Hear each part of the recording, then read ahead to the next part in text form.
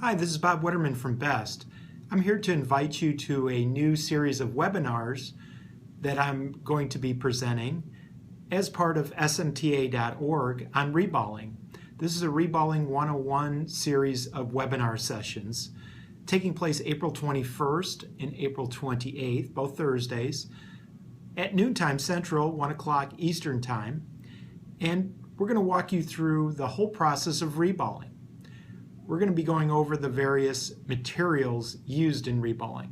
Things like what fluxes to use, what type of fixturing to use, what type of cleaning solutions to use, and the different kinds of reballing techniques and stencils one would use if one were to reball. We're also going to go through the various processes for BGA reballing. This would include things like BGA preforms, different stenciling techniques, and the reballing machines themselves.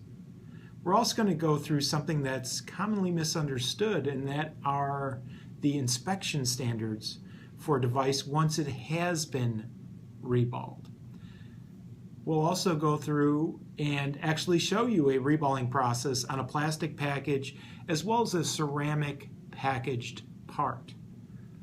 We'll also talk about different gotchas, things like what do we do when we have warped packages, or what do we do when we have scratched mask or damaged pads, or just a single ball or balls that have not been attached to the device after it has been reballed.